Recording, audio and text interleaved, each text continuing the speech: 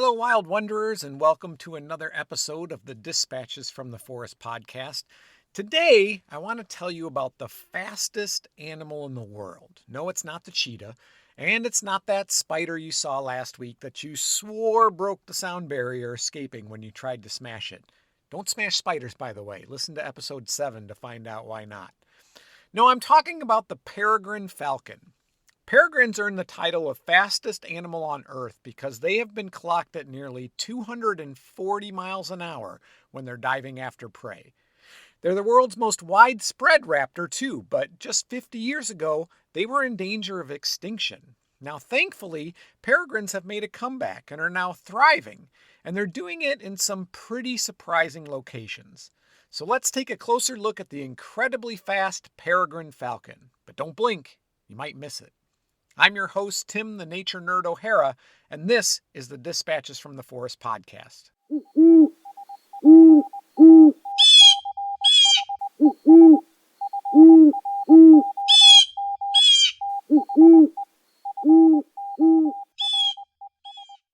Now, like I just mentioned, the peregrine falcon is the world's most widespread raptor. In fact, the only land-based bird with a wider geographic distribution is the rock pigeon.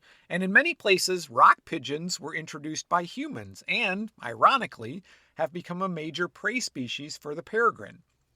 Peregrines are found on every continent except Antarctica, from sea level up to about 12,000 feet, and they live in a wide variety of habitats, including deserts, grasslands, tundra, forests, and, as we'll talk about in a little bit, the urban jungle.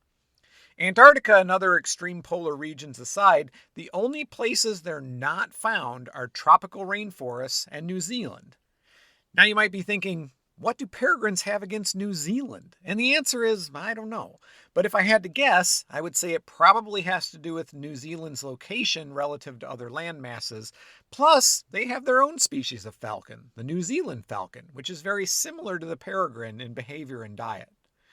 Now, peregrine is defined as having a tendency to wander, and this falcon definitely lives up to that definition. While peregrines in regions where the winters are mild may not migrate, tundra nesting peregrines may go as far as South America in the winter, covering over 15,000 miles round trip. Joining me now to talk more about peregrine falcons is Deb Waracek. Deb is part of the raptor education team at Fontenelle Forest Nature Center in Bellevue, Nebraska. Hi Deb, how are you? I am well, Tim. Glad to talk to you. We miss seeing you around the forest, but we're glad we're still connected in a way. Yeah. Well, tell me about peregrine falcons. What would you like to know? I want to know Well, when we're everything. teaching the children or young kids about them, and even adults, we say, would you like to meet the fastest animal on the planet? And then we go from there and we talk about the fact that they are the fastest animal on the planet. They are in the falcon family, which is the race cars of the raptors. And peregrine falcons have absolutely the coolest way to hunt. They go in a stoop. They eat primarily birds, although I learned last night that some migrate to Brazil, and Rio de Janeiro has an area where they will fly under the street lights to catch bats, and they have adapted to that in the winter Oh, how when they're cool. down there, which is cool. But they eat 77 to 90 something percent birds. So they fly up above the bird, and then they'll see it down below with their excellent eyesight.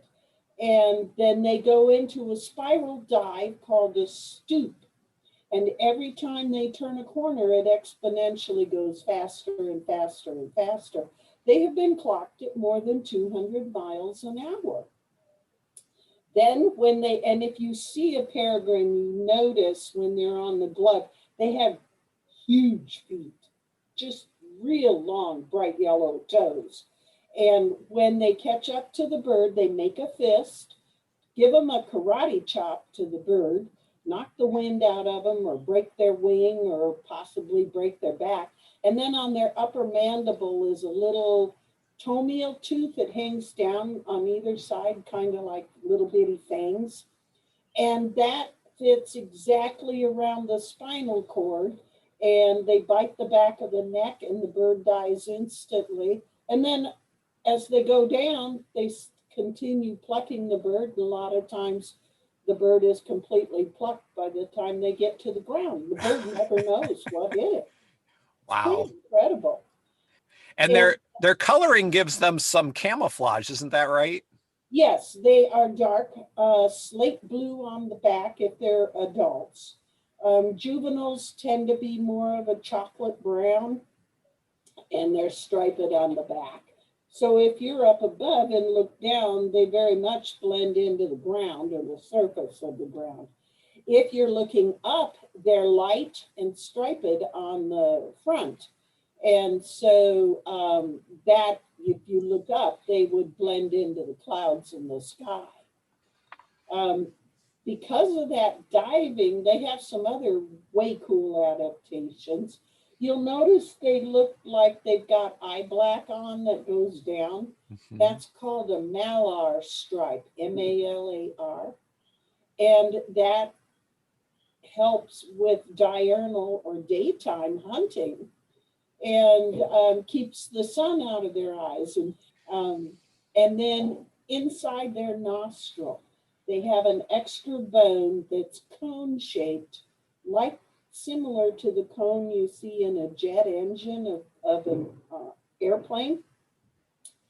And it's kind of cool because if they were diving more than 200 miles an hour, they're diving head first. They're not, most of the raptors will grab with their feet and carry away. Peregrine is wanderer, and they will not get their feet involved until they catch up to the bird. So when they're diving, they have their wings folded flat. They're very aerodynamic, and they're going head first to the ground.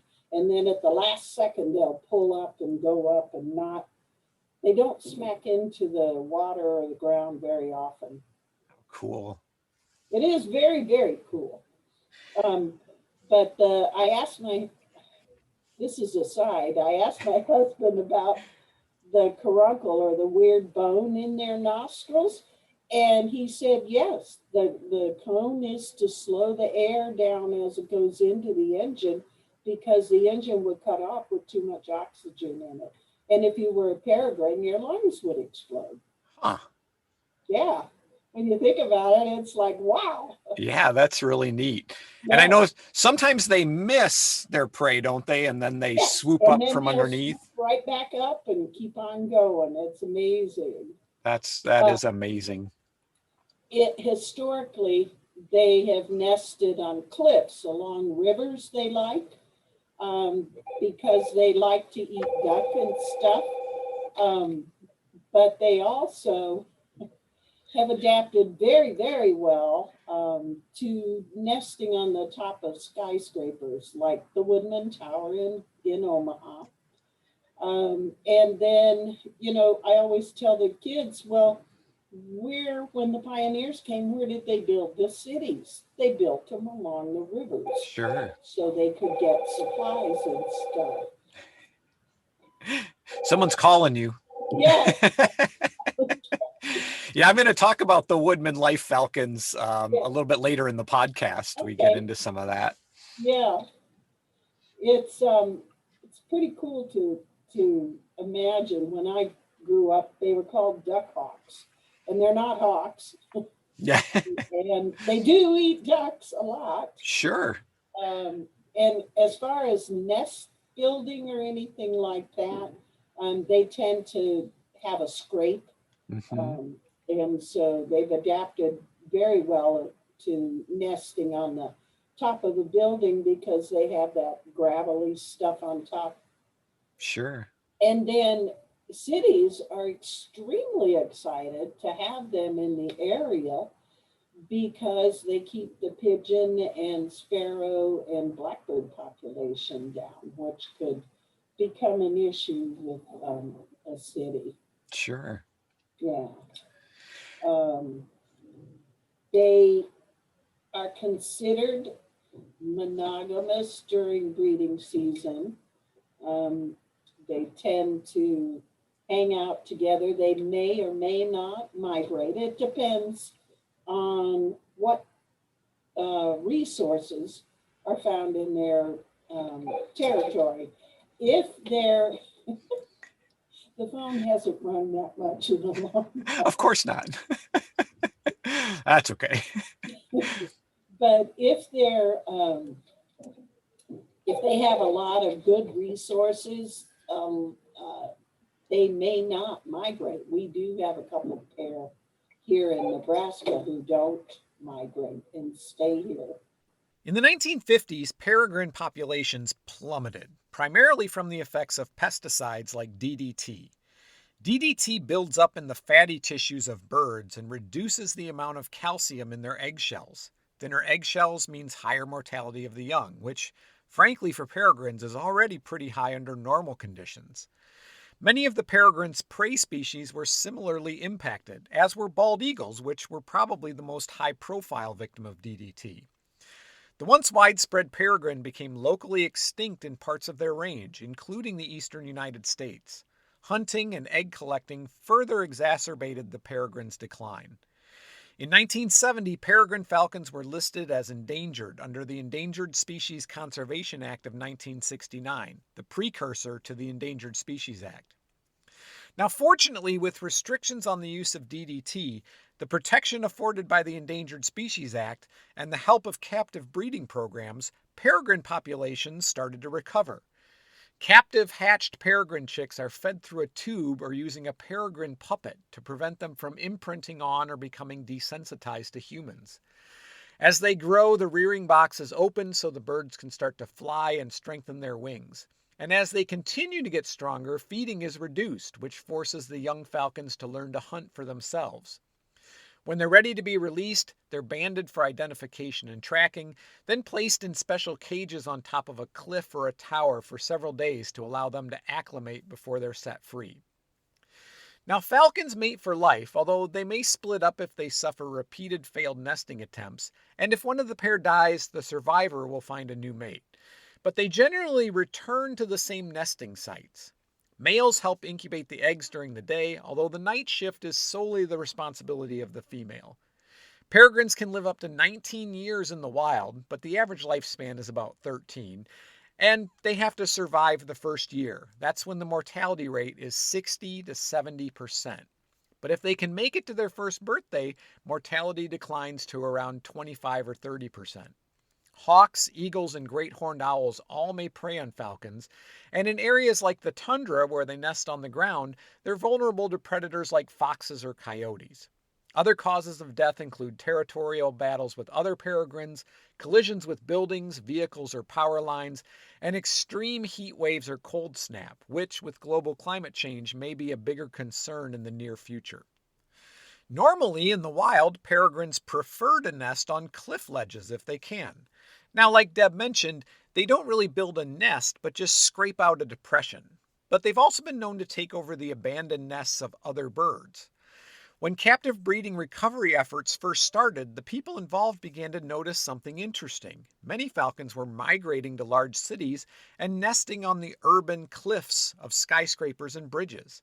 Not only that, but the peregrines were doing quite well, feeding largely on the other bird that is plentiful in big cities and that I mentioned briefly in the opening, pigeons. Recognizing this adaptation to city living, biologists began releasing falcons on urban rooftops. The Woodman Life Tower in Omaha, Nebraska provides a great case study in urban peregrines. In 1988, the Nebraska Falcon Project released a pair of adult falcons on top of the Woodman Life Tower, which, at the time, was the tallest building in downtown Omaha. Over the next couple of years, at least 12 peregrines were hatched and released on top of the Woodman Life building.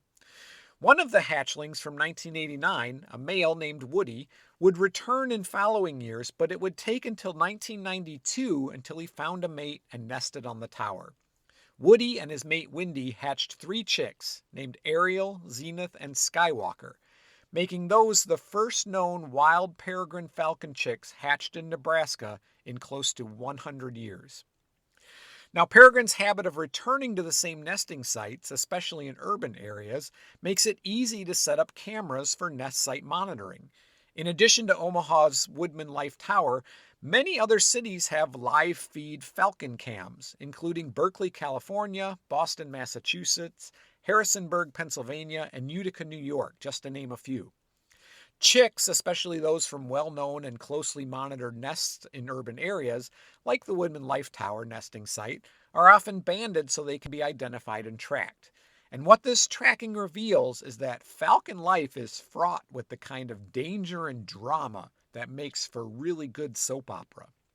Let me tell you, in 1993, after having their 3 historic chicks the previous year, Woody and Wendy failed to produce a fertile egg, and then Woody disappeared. The next year, 1994, Wendy was killed in a territorial fight with another peregrine, a female named KC, who was hatched in Kansas City. KC's mate was none other than Woody's brother, Sky King. KC and Sky King produced 3 chicks that year, but only one survived. On a side note, in February of 1995, Sky King was spotted in Paracas, Peru, about 4,000 miles from Omaha. Later that year, back in Nebraska, Sky King and Wendy's single chick would not survive. 1996 saw the arrival of 2 new peregrines at the Woodman Life Tower. Zeus, a male from Rochester, New York, and Winnie, a female from Manitoba, Canada. Zeus and Sky King duked it out, with Zeus the victor, and he took control of the Woodman Life Tower nest, while Sky King, ever the loyal Huskers fan, decided to move over to Lincoln. For the next 15 years, from 1996 to 2011, Zeus would return annually to the Woodman Life Tower. During that time, he had 3 different mates and fathered 47 chicks. The current nesting male, Chintaka, has been using the nest since 2012 when Zeus failed to return. Chintaka has fathered 36 chicks with 3 different mates, beginning with Zeus's 3rd mate, Hera. Like the sands through the hourglass. Chintaka's current mate, his 3rd, is named Chayton, and they have been using the nest together since 2018. One of Chintaka's chicks, Charlotte, fathered in 2015 with his 2nd mate, Charity, lives in the Raptor Woodland Refuge at Fontenelle Forest. I'll let Deb tell you more about Charlotte. Well, tell me the story of Charlotte. And it doesn't say what year. I think it's about 2015. They had babies on the Woodman Tower, and one of the female juvenile peregrines was found walking along the sidewalk. And they assumed that she had bumped her head and was stunned. So they picked her up and took her to the rehab center, and she was fine. And they, after a bit, and they took her back, released her again in the area of the Woodman Tower so she could learn from her parents, etc. A few days later, they found her again on the sidewalk. So this time they did a more intensive exam of her, and it was decided that her vision was not the best. Well, now, if you're a peregrine falcon and you're flying so high in the sky to catch your food that you're a tiny little speck, it wouldn't work if you didn't have good eyes. Sure. So it was decided that this young female would be declared non-releasable. And non-releasable raptors need to have a home. We were building our Raptor Woodland Refuge, and we had specialized houses for raptors.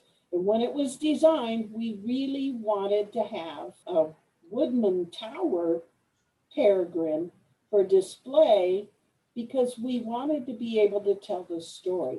We tell the story with our education peregrine, but she wasn't born there. She was found in Colorado on a golf course. Anyway, Charlotte has moved into our raptor woodland refuge. She's one of the stars of the show, so to speak, and she appears to really enjoy people saying hi, Charlotte, when they walk past. But she's turned into a beautiful specimen exhibit bird. We're trying to see if she could eventually become one of our education peregrines. Nice. Thanks, Deb. If you want to learn more about the Woodman Life Tower falcons or to see the live falcon cam, visit woodmanlife.org/falcons. To learn more about Fontanelle Forest or to plan a visit, please visit fontanelleforest.org. I want to thank Deb again for joining me today and sharing her knowledge of peregrines and Charlotte's story. And thank you for listening to this episode of the Dispatches from the Forest podcast. You can also follow Dispatches from the Forest on Facebook, Instagram, and TikTok. If you're enjoying the podcast and you'd like to help support future episodes, please consider becoming a patron by visiting patreon.com/Dispatches from the Forest. Tiers start at just $5 a month. Need to get me an urgent message? Peregrines are fast, but email is more reliable, so you can send it to dispatchesfromtheforest@gmail.com. I'm your host, Tim the Nature Nerd O'Hara, reminding you to go outside and get dirty.